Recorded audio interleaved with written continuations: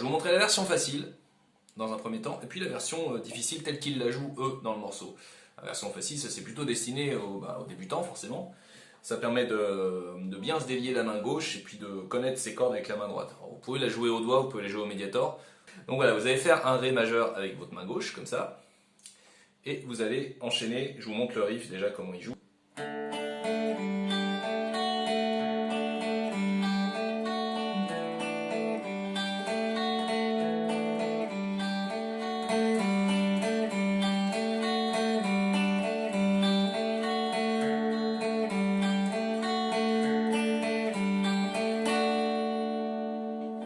Alors qu'est-ce que je fais quand je fais ça? Je fais 8 notes en fait que je vais répéter plein de fois. Ces 8 notes, c'est corde de Ré à vide, corde de Si l'avant-dernière avec le doigt sur la troisième case, parce que je suis en train de faire un Ré, donc ça fait... Après on remonte d'une corde, ça fait ça.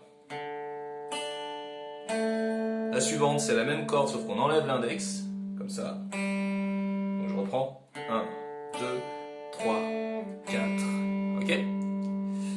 Ensuite, je vais mettre mon petit doigt ici sur la troisième case de la dernière corde, et ça va donner quelque chose comme ça. Vous voyez? Ensuite, je remets mon index, j'enlève mon petit doigt, et là où je viens de faire juste avant avec l'index.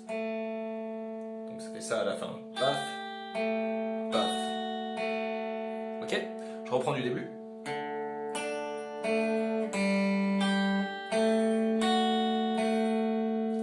Alors voilà, ça c'est le schéma principal. Il y a 4 schémas en fait qu'il va faire à la suite. Il va faire d'abord celui-là du coup, il le double.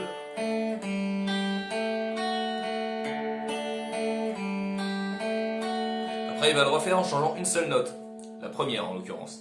Au lieu de faire cette corde à vide, il va mettre son index pour commencer avec cette note là, ce qui va donner ça. Et après il fait la même chose.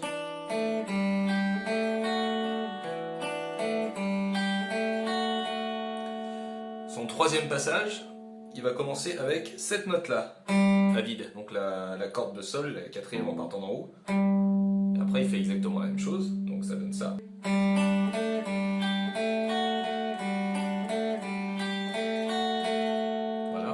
Et son quatrième passage, c'est le même que le premier. Il refait le premier schéma, donc en commençant par la corde de Ré à vide.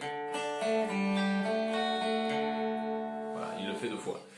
Donc une fois qu'on a tout, voilà, donc on a ces quatre tournes là, on peut jouer toute l'intro.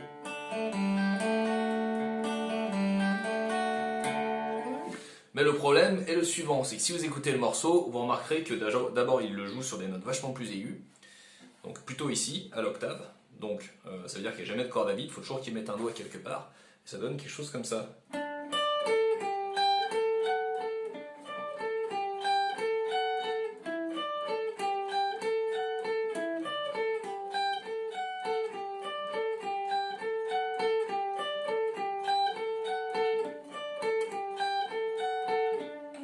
Voilà.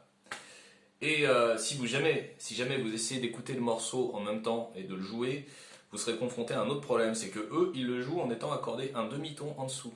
C'est comme s'ils avaient une case en plus en fait ici. Donc ils jouent au même endroit, c'est-à-dire qu'ils jouent bien comme ça, à partir de la 12e case. Mais nous, à nos oreilles, ça sonne comme s'ils le jouaient une case plus bas, c'est-à-dire comme ça. En commençant sur cette note-là. Voilà, ça c'est ce qu'on entend, sauf qu'ils le jouent bien ici. Alors c'est pas tellement un problème si jamais vous le jouez en haut du manche, parce qu'il vous suffira de descendre une case. Par contre, si vous le jouez ici, vous pouvez pas, parce qu'il y a cette corde à vide. Comme elle est à vide, vous pouvez pas jouer une case plus bas, parce qu'elle est déjà à son minimum. Il faudrait qu'il y ait une case en plus, donc vous n'allez pas vous amuser à vous désaccorder. Tant pis, vous la jouez comme ça. Sinon, ce que je peux vous conseiller de faire, c'est d'aller chercher la vidéo de la fin d'un film qui s'appelle Captain Fantastic, où la chanson est jouée sur une guitare sèche en bas du manche, donc au niveau de la tête. Donc comme je suis en train de vous le montrer, voilà.